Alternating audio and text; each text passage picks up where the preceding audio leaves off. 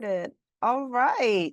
Whew, hello, everyone. Welcome to Skeptical Inquirer Presents. This is a series of live online presentations from experts who are devoted to advancing science over pseudoscience, media literacy over conspiracy theories, and, of course, critical thinking over magical thinking. I'm your host, Leanne Lord. I'm also a stand up comedian, and my comedy special, I never get tired of telling y'all even more Funny Women of a Certain Age is now streaming on Apple TV and other platforms as well. Uh, y'all, the planets have aligned. And to clarify for the astronomers in the audience, I mean that in the colloquial sense. The planets have aligned, and today is National Lighthouse Day. And I'd like to think that's what this show tries to do, be a lighthouse, a beacon of intellectual hope. It's also Professional Speakers Day, which is also on brand for Skeptical Inquirer Presents, as we bring you some of the best folks at the top of their game, who are the best in their field, sharing information that expands our knowledge and our curiosity. Our guest presenter tonight is Matthew Facciani, discussing his latest book, Misguided. Oh, I happen to have my hands on a hot copy, y'all. This is Misguided, where information starts, how it spreads, and what to do about it. Now, there are a lot of reasons people believe misinformation, and it turns out it's not just because they lack the facts. False beliefs are fueled by powerful social and psychological forces. Our identities, relationships, and information environments strongly shape what we believe and how we process evidence. And none of us are immune or exempt from that. In his book, and here tonight, Matthew will offer practical strategies for navigating a world full of falsehoods. He'll describe what research and real world case studies tell us about how information spreads, misinformation spreads, and how we can respond more effectively. Whether you're trying to talk to a friend or become more aware of your own biases or trying to improve the state of the world, or like me, all of the above. And I know this is something this audience cares about because of the questions you've asked during other presentations. And to take us on this journey, Matthew is a postdoctoral researcher at the University of Notre Dame in the Computer Science and Engineering Department. Kudos, sir. He is a passionate science communicator dedicated to making complex social research accessible to the public. And to that end, y'all, I cannot say enough good things about Matt's podcast, also called Misguided. He brings on fantastic guests, like we do here, to explore social and psychological forces that shape the way we process and consume information. Like, I wholeheartedly recommend that you start with the first episode and then just let them all play. But so far, my favorite episode, and I did get a chance to tell him this before we started. My favorite episode is How to Think Like a Fact Checker. So if you're interested in bridging the gap between academia and everyday conversations about truth, trust, and media literacy, Misguided, the book and the podcast are for you, my friends. Now, if you are joining us live, and thank you, I see those numbers, you have the opportunity to ask questions about tonight's presentation by typing them into the Q&A box, and we'll get to as many of them as we can. And so now, without further ado, because we need no more furthers and no more do's, Skeptical Inquirer is happy to present Matthew Facciani. Sir, you have the con. Great. Well, thank you so much, Leanne. I really appreciate that introduction and the plug for my podcast.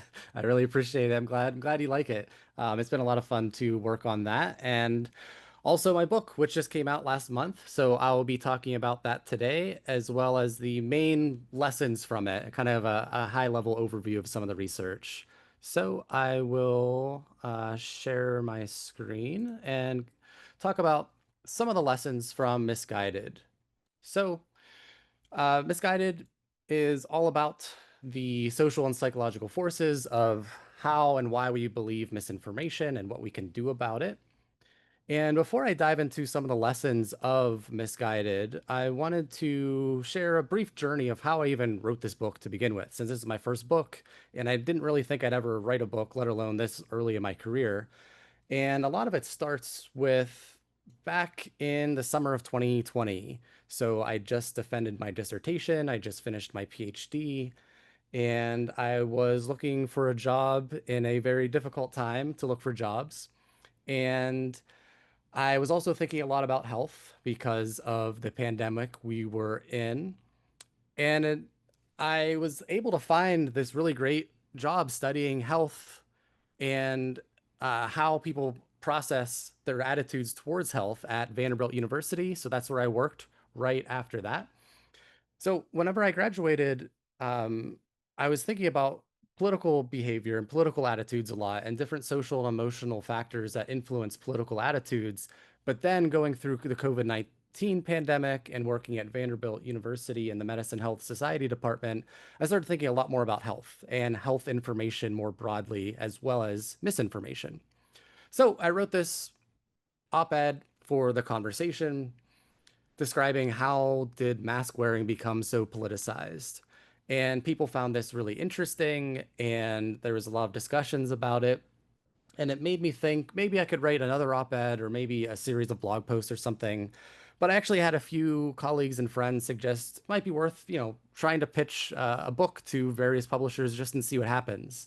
I didn't think anything would come of that. I just thought I would try it as an exercise to maybe, think about future research or stuff like that. But I sent a few cold emails to various university presses, and there was actually some pretty good interest. And Columbia University Press was very excited to work with me and ended up offering me a contract. So I started writing this officially in 2021. So still a long time ago. But through this long process, there was actually a lot of positives in how the book took so long because I was able to constantly update it and iterate it with the newest research from what I was working on. For example, I moved from Vanderbilt University to the University of Notre Dame in the computer science department, where a lot of my work focused on media literacy and digital literacy. So here is me speaking at a conference in Jakarta, Indonesia, where I'm talking about this media literacy game we designed for an Indonesian audience, which I'll also talk about today. So I was able to incorporate a lot of the media literacy aspects of my research, in addition to the health components, diving into how people process health information and political information. And that gives us to the overview of the book. So I start out by describing what is misinformation, how do we define it, how do we measure it, how it can be a difficult thing to measure sometimes, but how we try to approach it as social scientists. And then I really dive into the social psychology of how our identities and networks influence what we believe. And I use COVID-19 as a case study. Again, I was writing this right during the beginning and the middle of the pandemic. So I use that as a case study to explain how we're influenced by our political identities. But then also in that chapter, I have a section on how to have more productive conversations that are backed up by social science techniques. Then I focus more on the networks we have and the both the offline and online networks. So talking a lot about social media and the spread of misinformation. And I use vaccine misinformation as another case study with another focus on social media. And this also connects to trust in institutions. So I talk about this decreasing trust in institutions, our health institutions, our scientific institutions, but then also offers some evidence-based ideas on how we can rebuild trust. Towards the end of the book, I talk about media literacy, education, prebunking. So this connects the work I've been doing the last few years, but it also connects with the social and emotional components that I describe in the beginning of the book, since I think it's really important to understand both of these worlds when we think about misinformation. Finally, at the end of the book, I talk a lot about technology and artificial intelligence and how that's going to influence misinformation as well. So again, that was a silver lining of this book journey taking so many years, is that I was able to update it basically early this year before it came out and incorporate a lot of what we know about artificial intelligence in a way that makes it more timely. So that's a brief overview of how this book came to life and the overview of what's inside. But today I really wanted to focus on some of the research and some of the ideas from my book. So I'll be talking about how identities and networks specifically influence how we process information. The idea behind this is I'm sure many of you are aware of confirmation bias. And a lot of this work dives into why we have these confirmation biases to begin with. Where do they start from and how do they influence us? Then I also talk about how we can counter these biases and how we can do this by diversifying our identities and our networks and what that looks like. And I also want to talk about some of the social elements of trust and how we can rebuild trust, since I think that's a very critical component of misinformation. Finally, again, I wanted to talk about some of my research on media and digital literacy as well. And then we'll have hopefully plenty of time for questions and discussion. So, what do I mean by identities? I keep mentioning this, but there are some clear definitions in the sociological literature. When we think about identities as sociologists, we define them as a set of meanings. And these meanings define us in terms of roles we occupy, social categories we belong to, and individual characteristics that define us as unique. So, for example, you might have a student identity where you have a role of going to class and studying and trying to get good grades. You might belong to a sports team, and that's a group you belong to. You might think of yourself as a curious, skeptical person, and that's an individual characteristic that you have. And these identities are really important because they influence our beliefs and behavior. And this is because we have this motivation to support our important identities because they provide us with self esteem. So there's this feedback loop process of whenever we act in ways that are supporting our identities, they make us feel better about ourselves. And whenever we act in ways that are inconsistent with our identities, it can cause some negative feelings. So, for example, if we're a student and we want to study and get good grades, whenever we do get an A on an exam, it makes us feel good because we're verifying and supporting that identity. Likewise, if we belong to a sports team and our team wins or we score the game winning goal, that also makes us feel good. And if we're a curious, skeptical person, maybe learning something new will provide us with that self esteem boost. Not only do these identities provide us with self esteem, but they help us navigate our social worlds, connect us with other people that are like minded, and provide us with meaning and reduce uncertainty. So we have this strong motivation to support these identities and these sets of meanings attached with them. Unfortunately, sometimes these identities can cause us to interpret information in a way that's not always objective. And we see this a lot with political identities, and that's what I'll be talking about today. So, political polarization and misinformation are definitely linked together. When I talk about misinformation, I'm broadly referring to false or misleading information. And for political identities, we know that they bias us to support our in group and attack our out group. And politics in the United States have a very clear in group and out group. So I'll be talking about that, not only because I live in the United States and I'm familiar with it, but also from a social science perspective, it makes it very easy to study because we have these two clearly defined groups. But importantly, these processes apply to identities more broadly. I'm just using them as an example and a case study, and also because I've studied them in my own research. So you've probably seen different graphs like this over the years where we have growing political polarization in the United States. It's not just ideological polarization, but there's this growing dislike of political outgroups. And this has been going on for several decades. And this really is important because it can influence how we process information, such as health information. And we saw this during COVID-19, right from the beginning of the pandemic. Democrats and Republicans seriously differed in how they approached the severity of the virus. And this maintained throughout the pandemic. And even whenever the vaccine came out, there was this very strong partisan split between COVID-19 vaccines. One of the few things that Democrats and Republicans agree on is actually that they cannot agree on basic facts. And again, this connects to this idea of identity being so important to Americans that they are so motivated to protect their identity, even if it means processing the world in a way that's not objective or accurate.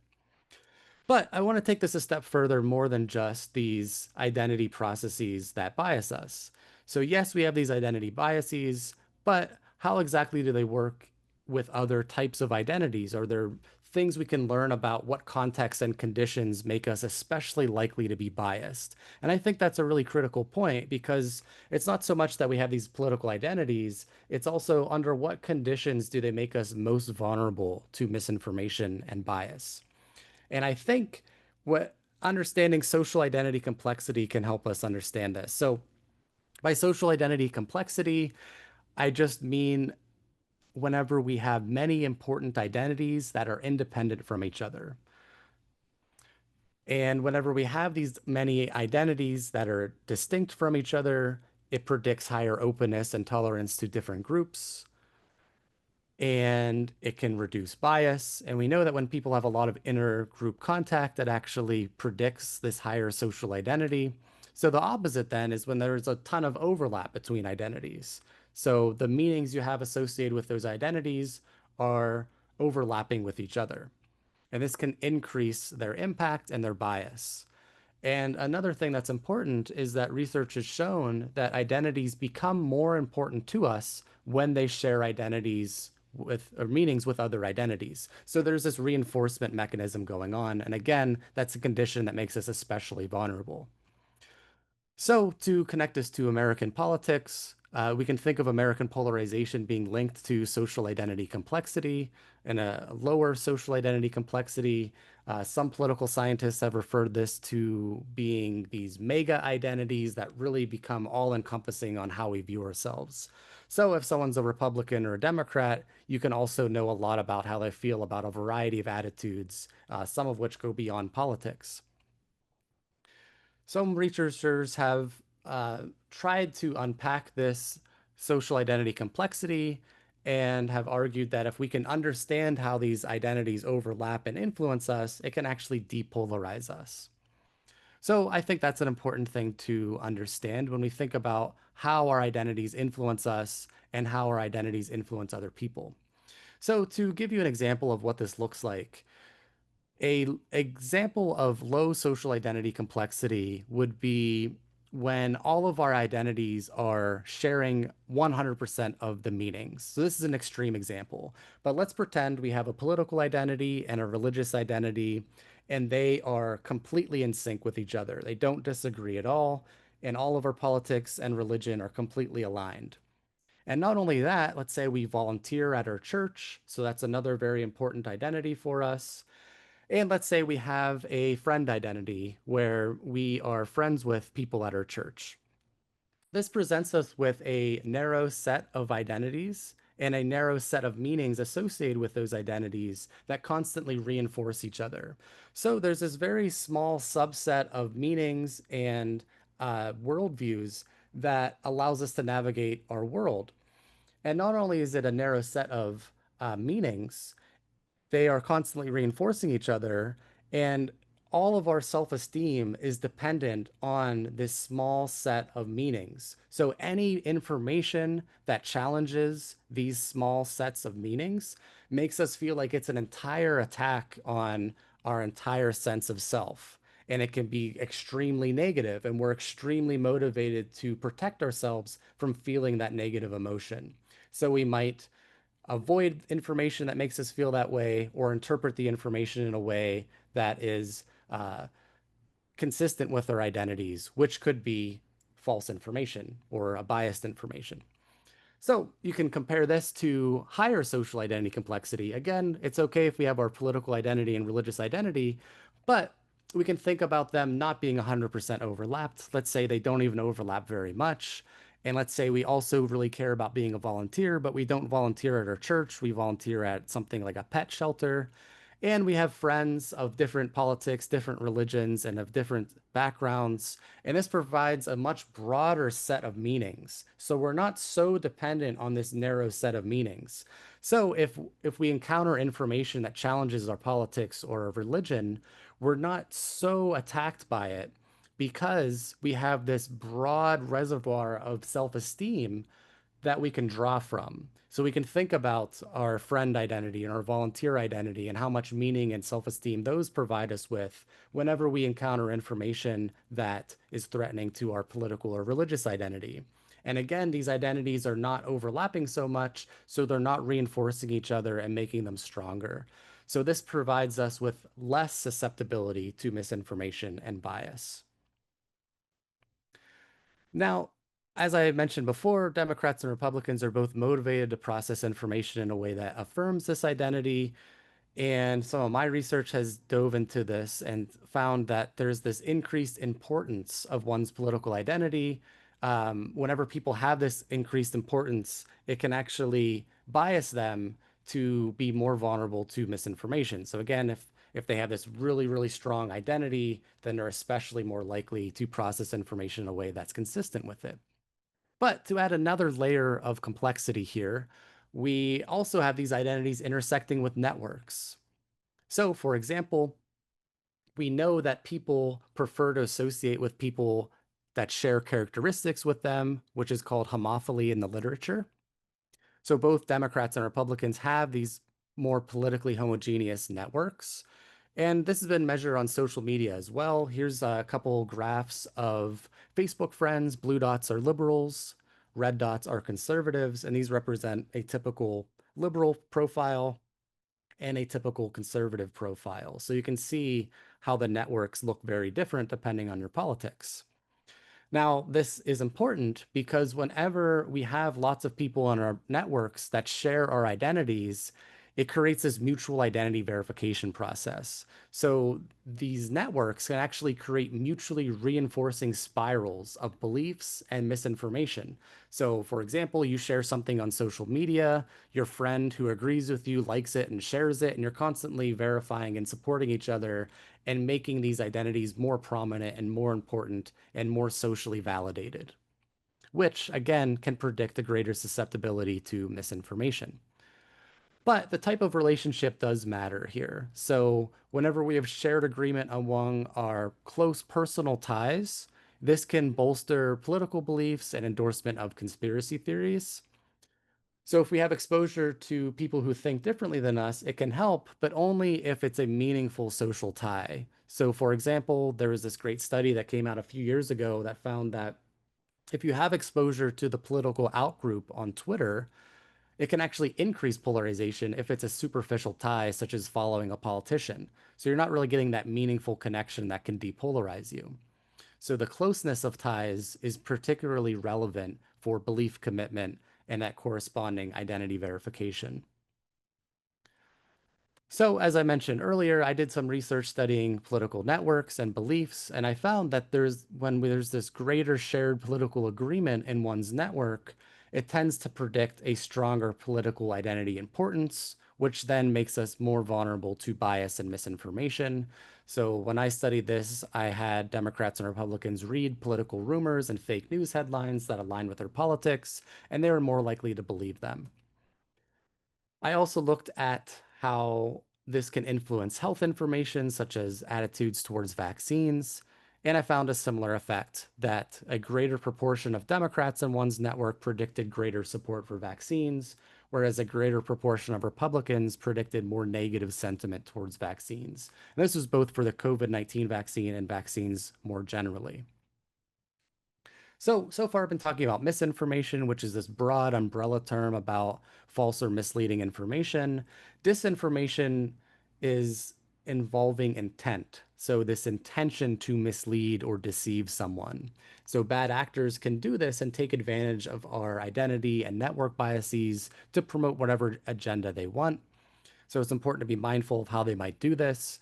Even if they don't change our mind, disinformation more broadly can sow confusion and undermine trust in information and institutions.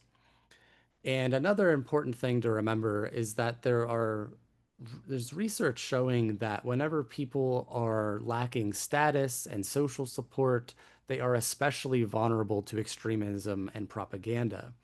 Again, we can think back to those social identity complexity maps where if you do not have a broad set of social identities and social support to bolster you, then you might be looking for these more simple and narrower lens of meaning that can provide you with that meaning and reduce uncertainty, which is linked to this extremism and propaganda vulnerability. So, to summarize how identities and networks influence us, we know that identities are very powerful, but they also create this vulnerability for believing mis and disinformation. Network composition predicts additional bias towards misinformation and polarization. So, diversity within networks can help. Diversity within our own identities can help reduce polarization. And there's also different techniques to improve dialogue between groups, such as connecting on a shared identity. And again, the point here is to understand how these biases start to influence us before we can think about this confirmation bias process and how we can be more aware of these pressure points that make us especially vulnerable to believing misinformation.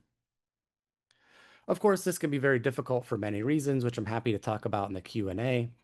But, one thing that some of the research that I found is that belonging to a marginalized group can make you more likely to not want to talk to people who have different politics than you because your rights are being up for debate and you might not want to do that.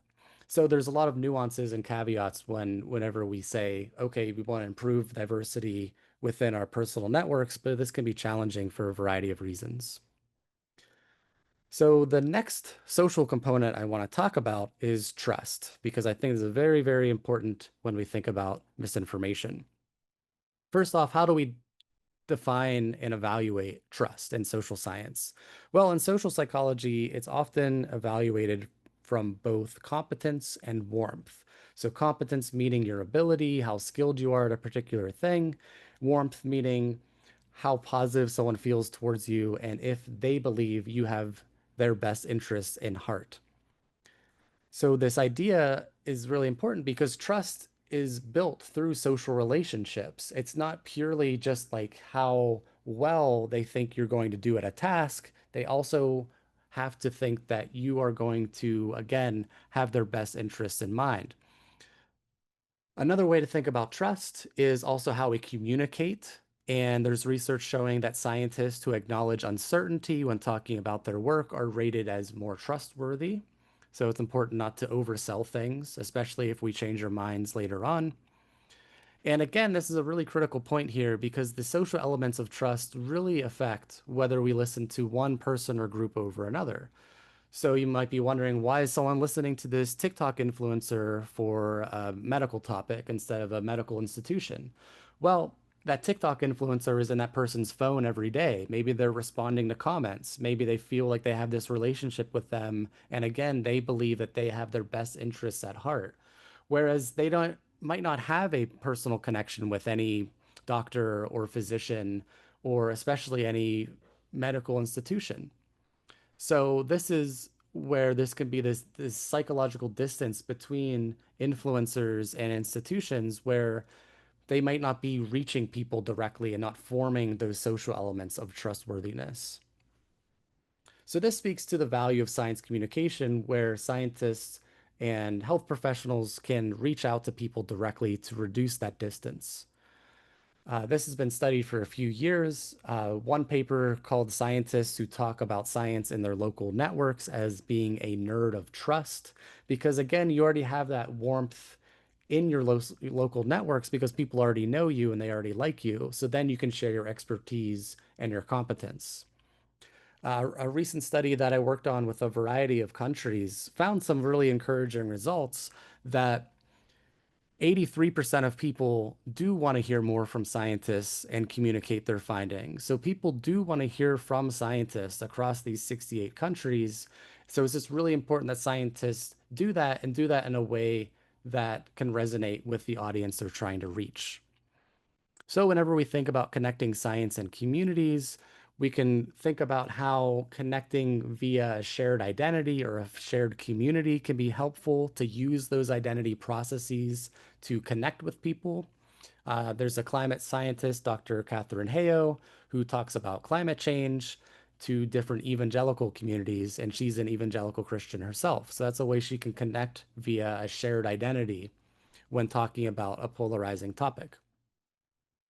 And more broadly, research has shown that whenever people work with scientists directly, in this study, they were measuring air quality, it can actually increase their trust in science overall. So again, you're reducing that psychological distance because you're getting people to know scientists personally and also know the scientific process directly.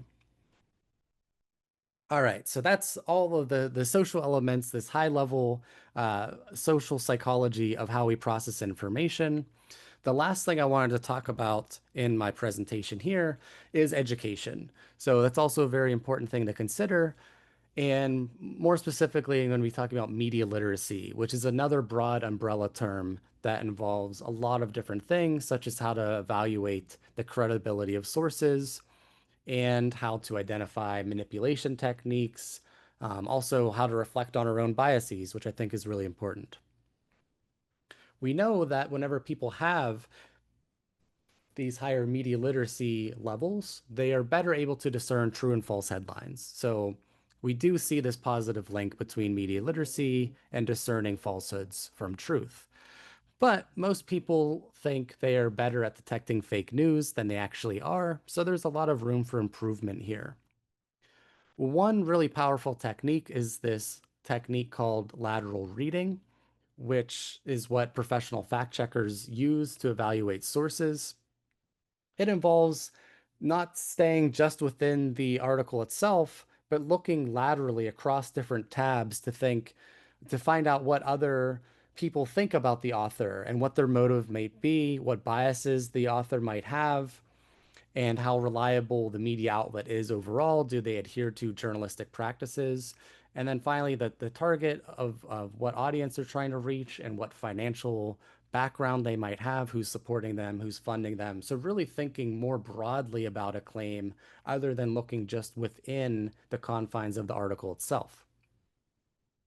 So, that can be really helpful and it can be taught through different courses. And we know that whenever you teach people these types of skills, it can improve their ability to detect false headlines. But of course, this is really resource intensive. Not everyone can sign up to do, a several month class about media literacy.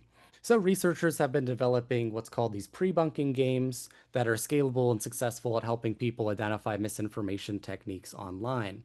So instead of debunking after the fact, you try to give them the tools to identify manipulation techniques and misinformation techniques ahead of time so they're more resilient towards misinformation when they see it. And more recently, research has shown that these techniques are more effective whenever they're more memorable and more engaging. And there's a lot of work diving into the nuances of how these techniques can be more effective, and especially how they can be more effective for different audiences. So, some of the pre-bunking games that you might have seen, I know Sander Vanderlinden spoke here previously, so I'm sure he talked about some of his pre-bunking work. One of the classic pre-bunking games is the bad news game, where you are the person spreading disinformation. And as you spread disinformation in this game and getting a bunch of followers, you learn about these manipulation techniques, such as spreading conspiracies and using emotion.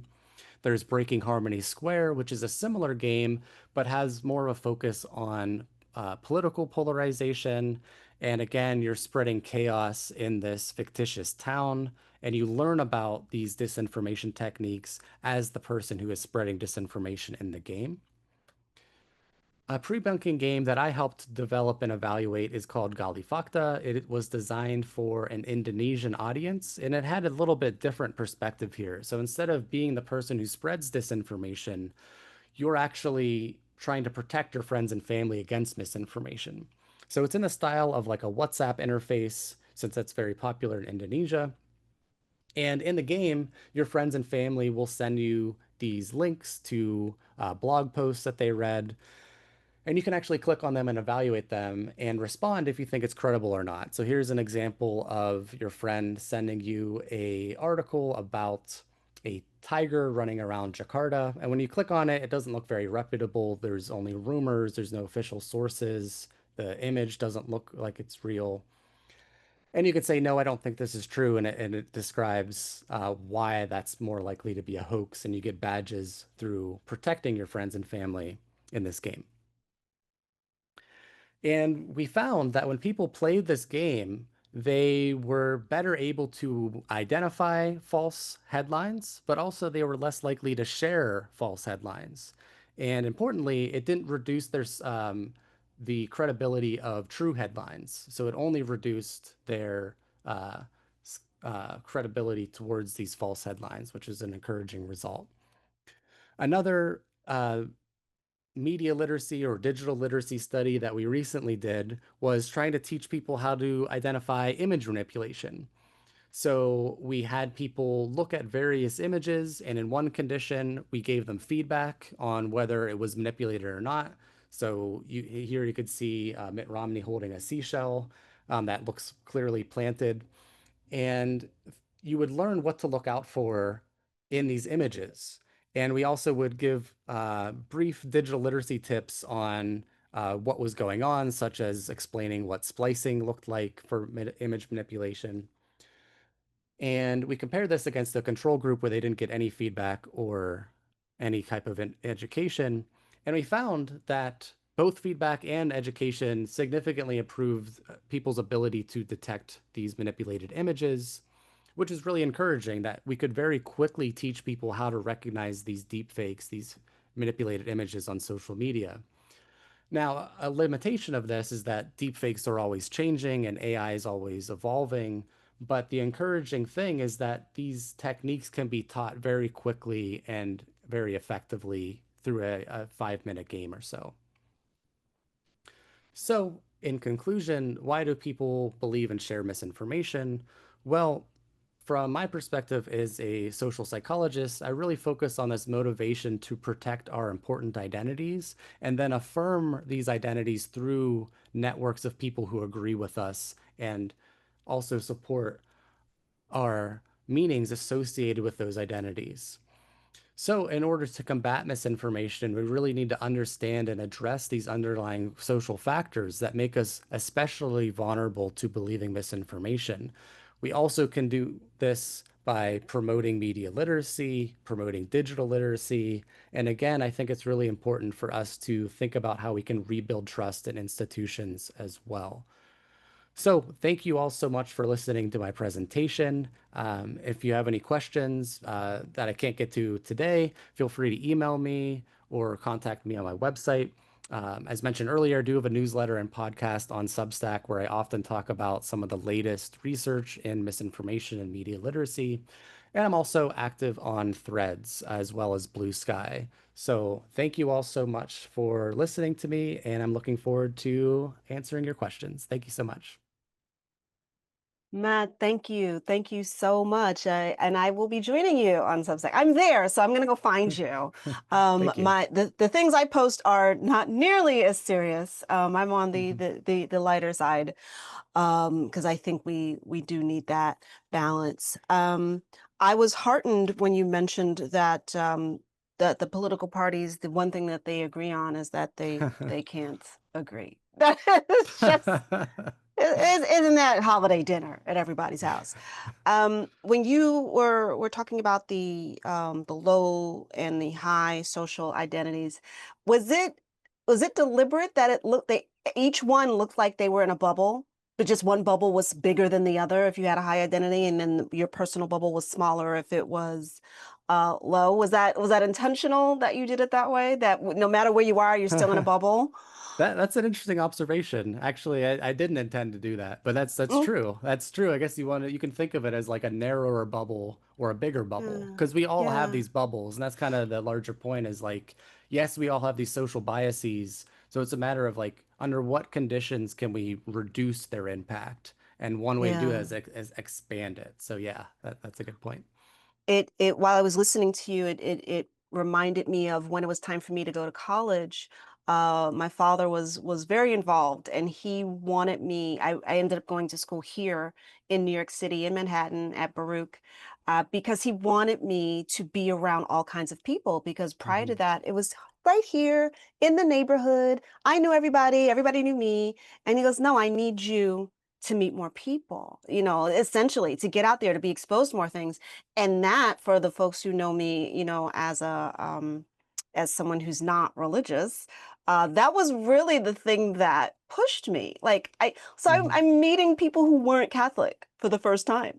Yeah. And I'm like, wait, so you think you're right? And you think you're right? Well, wait a minute. You know, and it was a wonderful way, I think, to again expand my bubble to where I am now.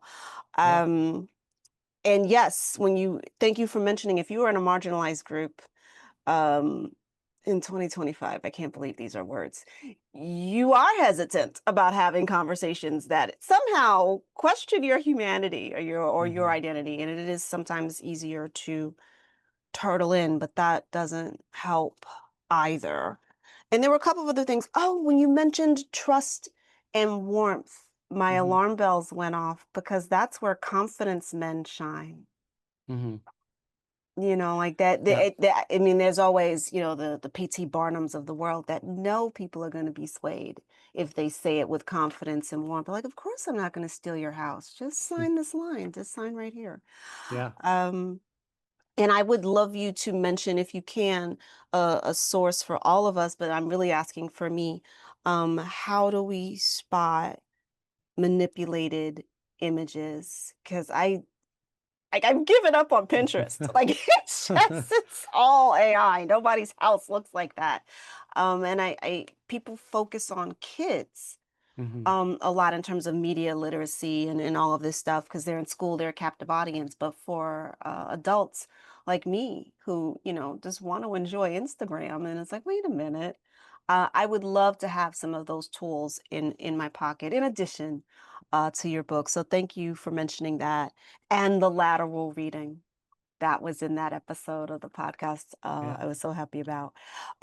So thank you, thank you, thank you. All this to say, I'm paying attention and listening and taking notes because I was very much looking forward to having you as a guest today.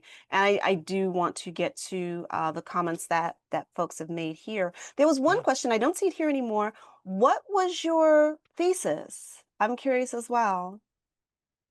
Yeah, so my thesis was basically about how do emotions influence our political attitudes and how do Oh, our personal networks influence our political attitudes. So it's okay. kind of like a precursor to my book, and it kind of expanded from that because I was Okay. looking at how we feel about ourselves can actually influence how we process information that challenges our political identity. So that was a series of studies I Oh, did for one yeah. of it.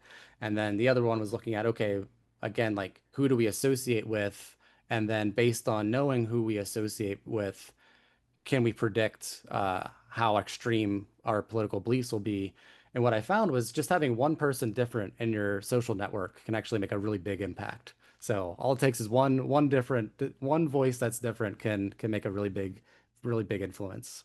Wow, I can't believe I'm saying these words, but the power of one. Yeah. Like you never know, and birds of a feather. Yeah. Um, uh, First one I'll try to get to here is curious. So much discussion about science revolves around beliefs. Do we believe in climate change? Do we believe in vaccines? When did science become beliefs, or were you using that colloquially? I think I was using it colloquially. I'm trying to think exactly how I referred to it. But yeah, I mean, science is a self-correcting process. It's a method. So yeah, it's not a belief system. Although, I mean, people can still be attached to scientific ideas. And I think that's something that's interesting just as a kind of as a scientist, you see scientists being really attached to their own theories and their own research they develop. So it's just kind of Mm-hmm. like a meta commentary on like even scientists can have biases and will be Oh, yeah. motivated to protect their identities. So if you build your identity saying this thing predicts this thing, and some other person comes on and, conflicts with that, then you're gonna be like, no, that can't be true. Like I might built my whole career on this. So there can be Yeah. beliefs associated with that, even though of course science is a method by itself. Gotcha. Thank you. Um, Emily, thank you. How do we build trust in complex situations like larger healthcare organizations? Seems to me this means it matters whether or how well doctors, nurses, and other healthcare professionals are trained in such communication and trust building. What do you think? Um, because I know I'm not very trustful. Yeah, no, it's a great question. It's something that I've been thinking about a lot lately is this idea of trust and trust in healthcare, trust in science. I think there's a few ways to go about it. One, the communication can definitely be improved. So, I mean, we saw this throughout history that we haven't really incentivized scientists and physicians to communicate with the broader public. It's not really part of their job. So, there's definitely evidence-based strategies to improve communication, both on a one-on-one level, but also whenever you speak on social media or podcasts. So, there's a lot of like evidence-based communication strategies. I mentioned one about trying to be mindful of uncertainty and not oversell. not be dismissive, things like that. Hmm. But one of the things I think is really critically important is reducing the distance between these scientific and medicine institutions and their local communities. So, actually funding initiatives where doctors and scientists will go out and meet people in their community and work with them and develop partnerships and two-way dialogue with people, especially in rural communities. So I think that's something that I really hope to work on in my own work, but I hope that this becomes more of a common practice where we reduce that distance and people can actually get to know people who work at hospitals and at universities who are developing drugs and giving drugs. You can actually kind of understand why they're going through the decision process that they are. And also they are asking their communities how they can better serve them. And there's more of like a dialogue and partnerships. And I Mm. think that would help rebuild trust. It's very hard to do that. I know this is like a really big long-term goal, but I think if we were able to do that and have more integration between communities and institutions, they would be able to help each other. So that's kind of my idealistic, big picture, big approach to trying to solve some of these trust issues because there is legitimate reasons for distrust and there's a Oh, lot of yes. room for improvement.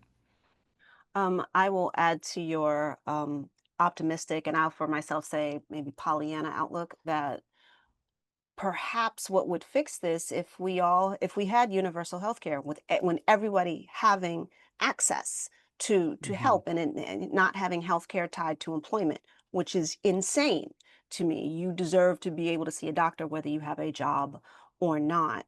And people perhaps then, if they could access care and care that does not bankrupt them, Hmm. that I mean, that's just one piece of it. I'm being a New York liberal right now, uh, who happens to have health insurance. But yeah, this it shouldn't any I should be able to go to any city in the country and be okay like the rest of the world.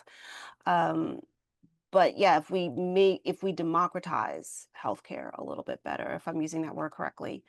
Um, Toby, thank you. Is the game that helps to identify image manipulation available to the public? Yeah, That's two of us that want to know. yeah. Yeah, it should be.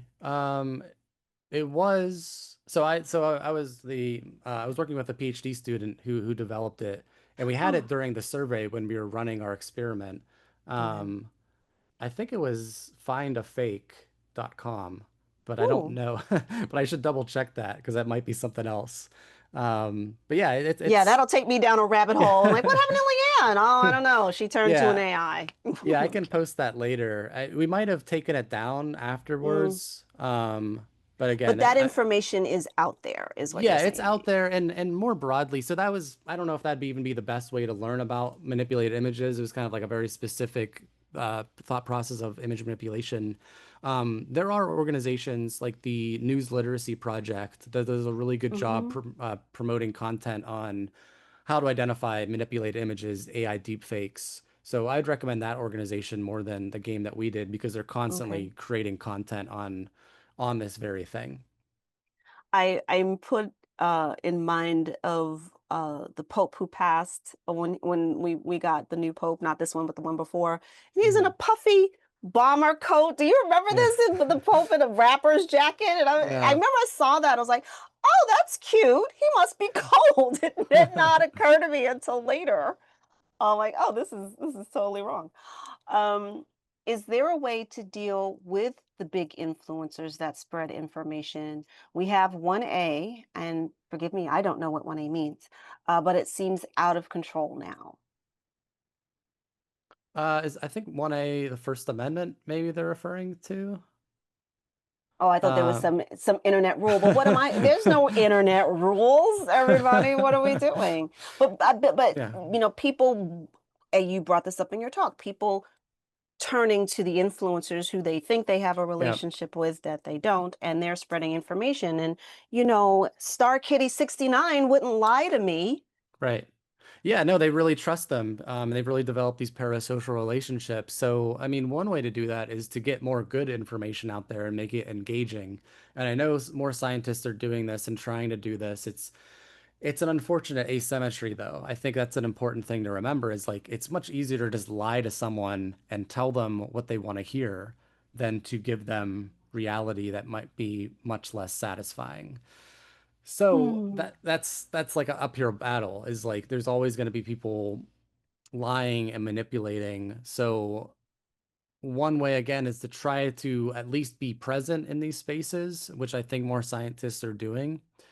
Um, but I also like the ideas of adding friction on these social media websites. So it doesn't even make the tech companies deal with content moderation, which they don't seem to do a very good job with.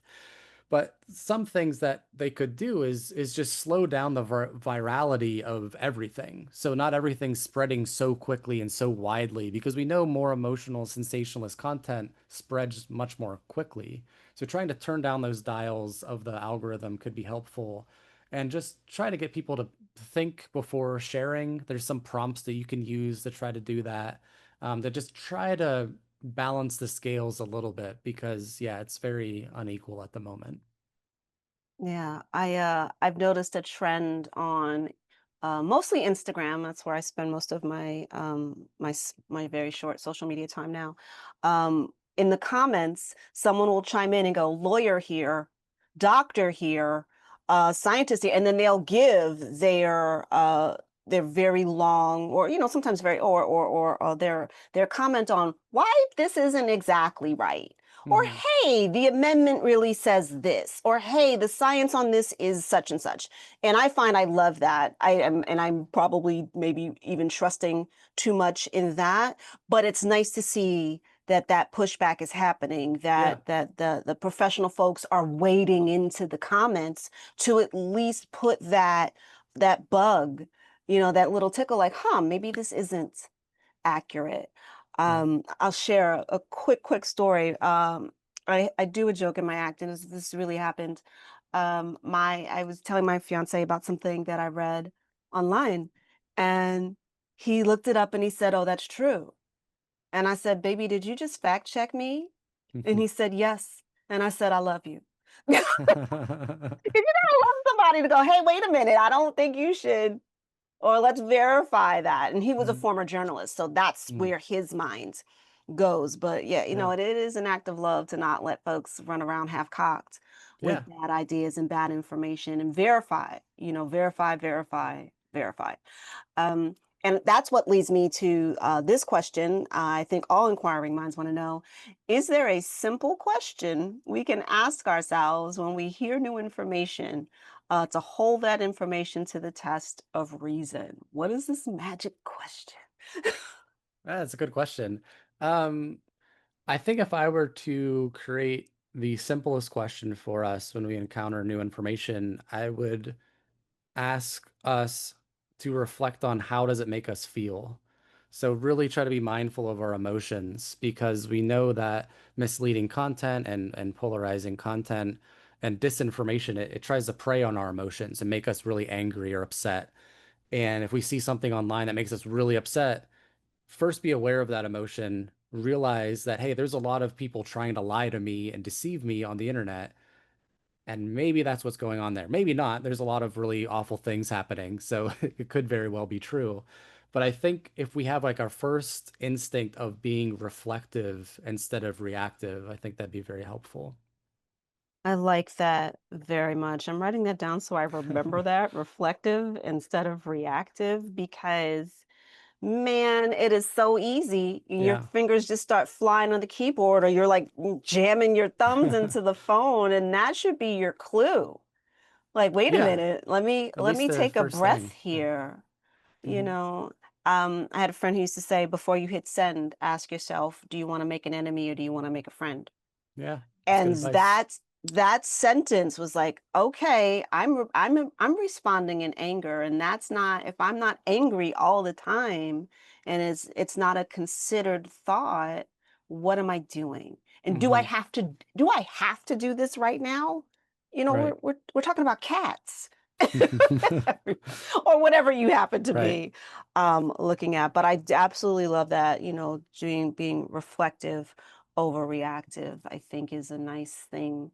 I hope that's a tool that other people find valuable, at least one tool in our collective media literacy arsenals.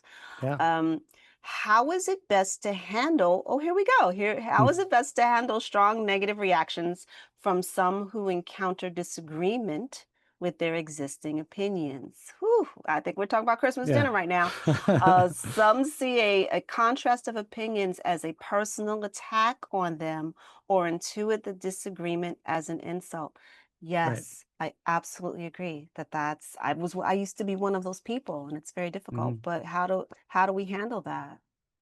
Yeah, it's a great question. It's a very difficult question. I do outline different strategies in my book on how to have more productive dialogue, Okay. but one of the things that is it's the first step is mutual respect. So first off, it's kind of like a caveat of like, if you don't have mutual respect, it's really hard to get through the other steps of productive dialogue. Okay. So, sometimes you're not going to be able to reach people because I feel like a lot of times whenever people ask me this, they're referring to someone who's not in an emotional space that allows them to be open to new information. And again, like I talk about all these social identity complexity, all that is emotion and how they're feeling about things.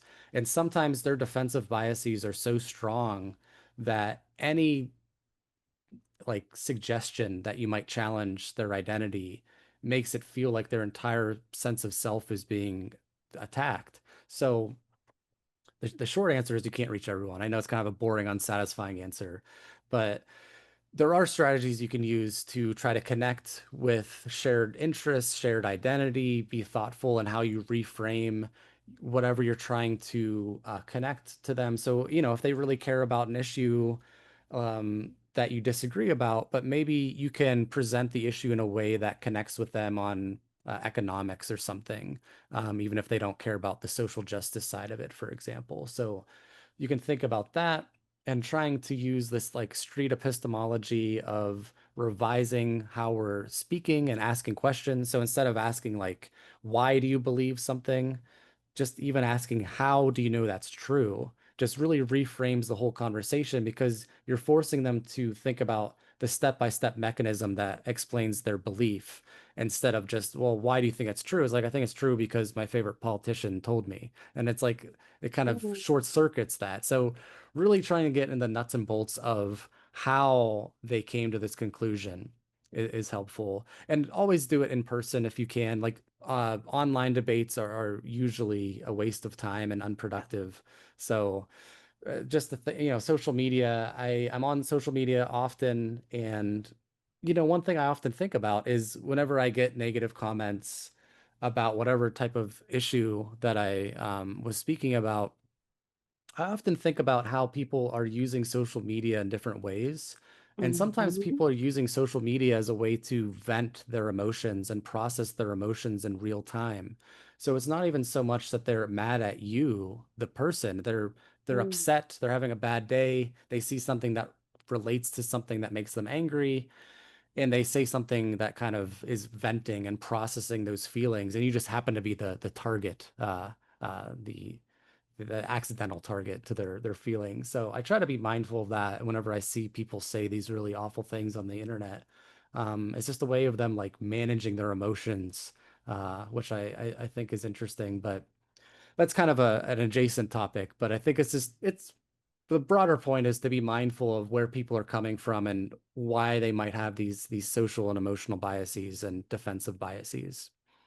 Yeah, I heard you talk. I can't remember which episode of the podcast it was, but I thought that was fascinating. The idea that people are on the internet, they're at their keyboards, they're on their phones, uh, mismanaging, Hmm. perhaps, Hmm. their emotions, their moment, the same way we manage maybe a little bit better in person. You have no idea what someone is going through that Right. day, what's on their mind, what's happening in their world, what dosage of their medication there is correct or not. These are Hmm. all real factors, and people default to attack mode very quickly. Yeah. And I remember, I get not as much as you, but I've gotten, sometimes the odd comments, and I'll respond going, "Are you okay?" Yeah. And just the momentary empathy, they're like, "Well, no, I'm not." Yeah. Yeah. It I just mean, it's a it good question to completely ask. Yeah. yeah, it really does completely turn it because I want to go back to something that you said. Folks are who are lacking support Hmm. or status, Right. or maybe many other things that they need, can influence how they are responding and interacting Yeah. on the internet. And that's a lot for regular folks to keep in mind. It really is. But Hmm. if you, from the standpoint of protecting your own sanity, Yeah. each of us, it's important. I have a couple more here. I know we are at the top of the hour, but y'all know how I do. Um, uh, how is it best to oh, we did that one. We did that one. Oh, great. So we are doing better. Um, as a scientist, not me, the questioner, I'm aware of the proliferation of unpeer reviewed journals and the use of AI. How can we really trust science information anymore? Uh-oh. Uh-oh. Gauntlet That's has been thrown down. I didn't get to the end of it before a saying it out loud. Uh-oh. And that's when the fight broke out. Yeah. Yeah, I mean that's a big question. I wish I had a good answer. I don't have a good answer. I think we are thrown in this new environment of artificial intelligence where we're still kind of trying to catch up. And I mean, on the education front, the science front, I think we're slowly trying to think how we're going to navigate that space. So again, you can try to, educate people on the limits of AI, the misinformation, the hallucinations, but it's really tricky to do that at scale for a variety of reasons. So I think scientific institutions, again, have to be very thoughtful about how AI is going to be used against them. Um, and Again, my broader point, when we think about artificial intelligence and all these different new technologies, to me, it really highlights the importance of understanding our social and psychological biases because they go into these technologies and they predict how we respond to the outputs of these technologies. And even, with really sophisticated AI, that can look very real in many instances, but we know that people fall for very unsophisticated fakes as well. Like if you're motivated to look for something that's fake, it doesn't have to be that sophisticated. So being aware of those biases are important. But yeah, that's a big question, and it's that specific of how do we address these predatory journals and fake Mm. journals that use AI. I don't have a good answer to that. So Ah, yeah. I do find it horrifying, personally, and Diane, this wasn't exactly your question. I picked this up, and it seems to work as a just as a tool for a non-professional. Whenever I do a search now, at the end of what I'm looking for, I type minus AI, because Hmm. I do not want the AI response when Hmm. I'm looking for something. I know I'm petty. I know I'm just one person. And they're probably, oh, Leanne is so cute. She's trying to get rid of AI. And I am. But I share that, and it tickles me to remove that from my list of responses when I'm looking Hmm. up something. Again, not directly your question, but I just wanted to throw that in as a tip if anybody finds that of value.